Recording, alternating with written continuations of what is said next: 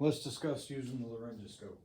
So again, your laryngoscopes, you're going to have a Miller blade, you'll have a Macintosh blade. The Miller blade is the straight blade, the Macintosh blade is the curved blade. You do want to make sure that you've got a light, it's bright and it's tight.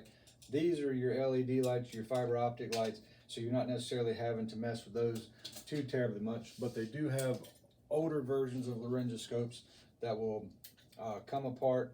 You got to make sure that you put them together correctly, and then make sure that you have a light, it's bright, and that it is tight.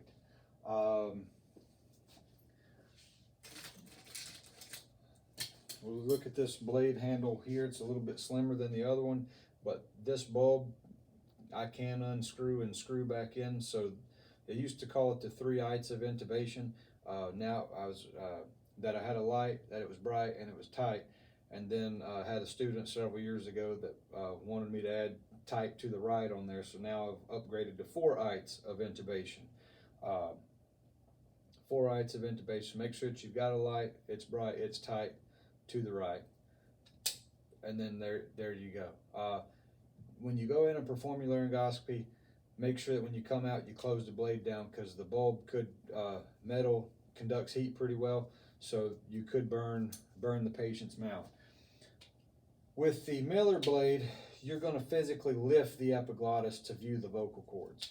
With the Macintosh blade, you're going to slide down the tongue and place this into a spot called the vallecula. Sliding into the vallecula will lift the epiglottis so that you can visualize the vocal cords underneath that.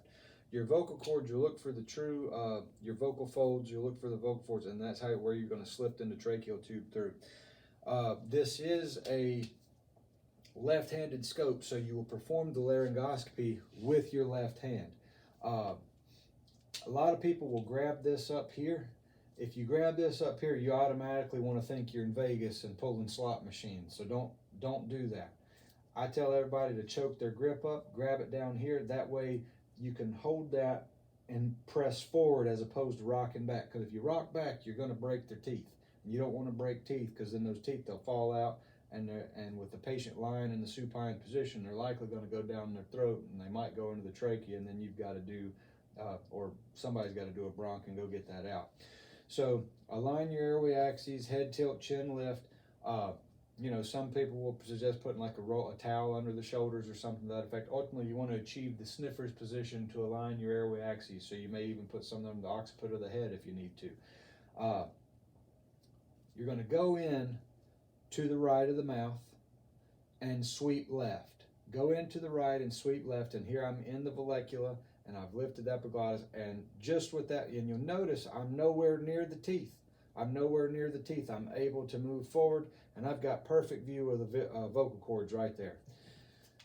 So if I go in with the Miller blade, again, go in right, sweep left, pick up and find the epiglottis at the base of the tongue. I have picked it up. I'm nowhere near the teeth, and I've got perfect view of the vocal cords right there. I know you can't see it. Maybe I'll try to orient that here in just a minute so that you can see the vocal cords, but I've got a good visualization of those vocal cords, and if I had an endotracheal tube, I could slip those in right there. A couple of things: you've been manually ventilating your patient a good bit. Their tongue might be nice and dry, so if that be the case, you can put a little bit of surgical lube on the back of your blade, whether it be the Macintosh blade or the Miller blade, and that'll kind of help you slip over the tongue a little bit. If they're super juicy, you know, you may need to suction first, but if their tongue's super juicy, super wet, and it keeps like slipping off of your blade, one thing that you can do is you can take a strip of tape and put that, take a strip of tape and put that on the back of your blade. Put that on the back of your blade, and that can provide a little bit of traction for you if you like. So I'll take that off. Definitely make sure that I always tell people to find the ceiling and the wall where those go together, and just make a fist and move your hand toward that. So you're in right, sweep left, and perfect view of the cords right there where I'm at. If you find that you're not as strong, one thing you can do is rest your forearm on their forehead and then just make a fist. Sometimes just by making the fist will move everything like you need it to. but find where the ceiling meets the wall and try to go there. Never rock back. If you rock back, you're going to break some teeth. It is a left-handed scope. Tube's going to go in with the right hand. If I was going to do an intubation, I would have a stylet in here. This is just the purposes of showing you. Some people will come in with their scope, they'll find the cords, and then they'll try to go down the viewport. Well, you can't see squat if you do that.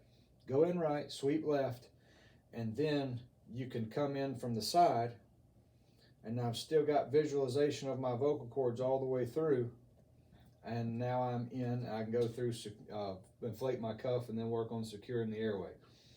Biggest thing, you hold it up here, you're going to want to rock back. You rock back, you're going to break teeth. You break teeth, that's no good for anybody. Hold it down here and lift forward, trying to pick their head up toward the where the ceiling meets the wall. So everything should be lifting forward. And that's all I got.